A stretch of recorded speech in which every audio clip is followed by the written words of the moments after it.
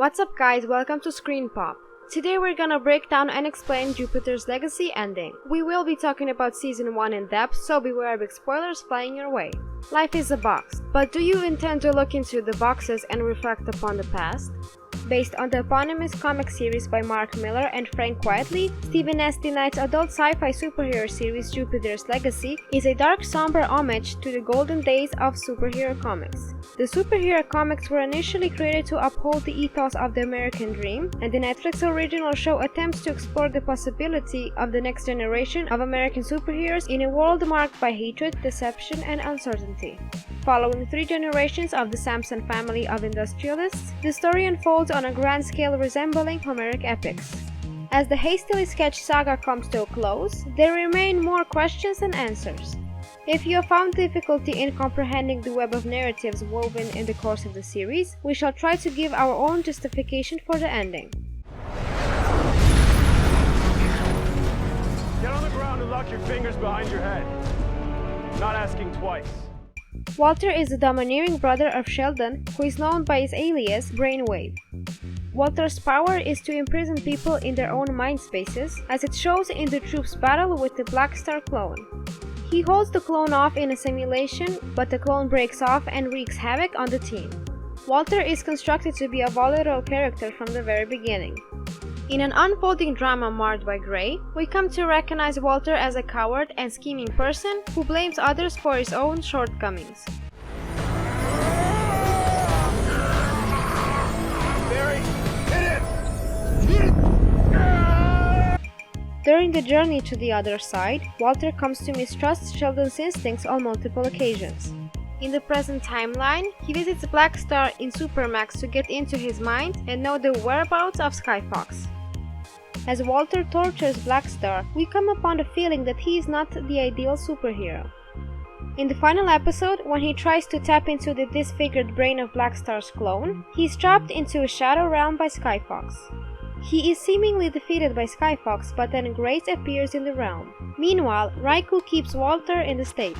In essence, Walter comes out of the coma with the help of Fitz, Grace, and Raikou. They're out. Welcome back, old man.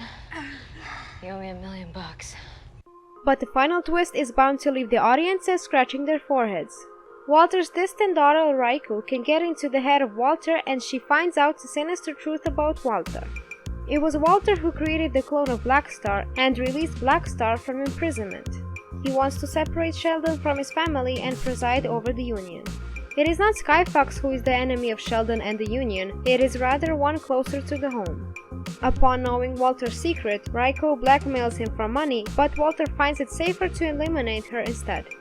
Walter is a person who can even kill his own daughter to fulfill his own means, and in the finality of the events, he is exposed as a central threat to the integrity of the Union. I don't know what you're talking about.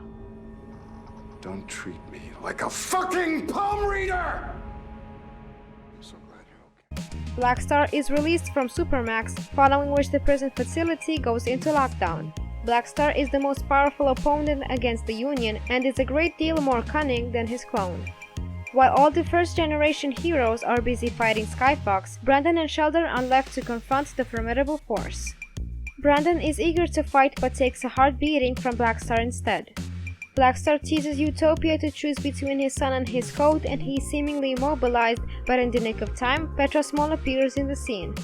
They manage to fight Black Star and Brandon beats him to unconsciousness. But as Brandon comes to understand the meaning of the code, he does not kill Black Star.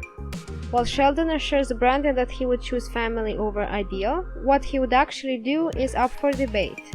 Black Star is portrayed as a supervillain not caring for anyone, but his evil is more transparent than the deceptive cunning of Walter. While he is defeated in the finality of the moment, he is still alive.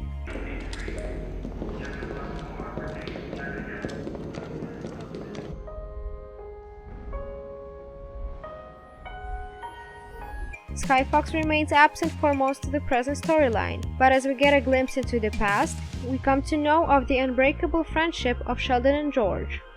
Therefore, the news of Skyfox's antagonism with the Union creates intrigue in the mind of the viewer. George also has his own flaws, but none of them as glaring as Walter's. In the final episode, however, when George imprisons Walter into a simulated space, we come to realize that he's not far from the gruesome villain that he's painted to be from the beginning. When intervened by Grace, he freezes her mid-air and goes on to show the future to Walter. As Walter shows Grace, Skyfox is implicated to be the killer of Brandon and Sheldon. However, as we know that Walter can conjure realities, we cannot be fully certain of the expose.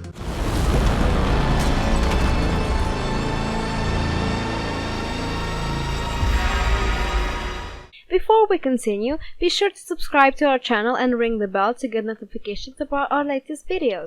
We also do not know the reason for his exit from the Legion of Heroes. But the transformation of Chloe and the exit of Skyfox stems from the same moment of rupture.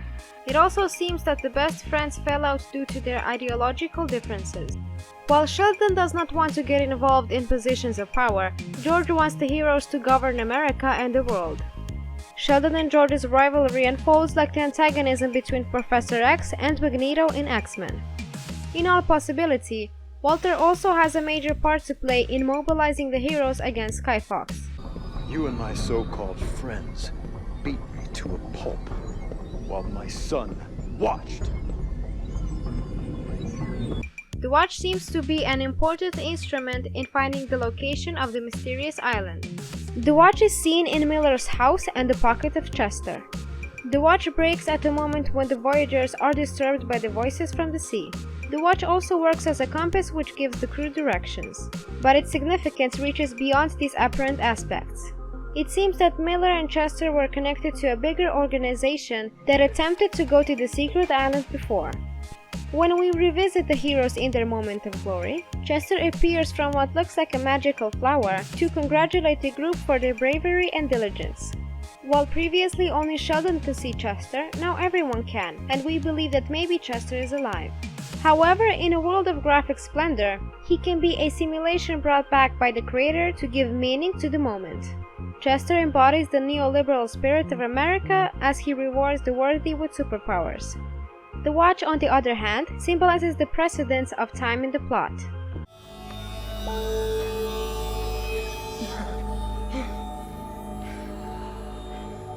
Walt, come on. Thanks for watching, everyone. Please make sure to give the video a like and subscribe with that bell on to get notified as soon as one of our videos comes out.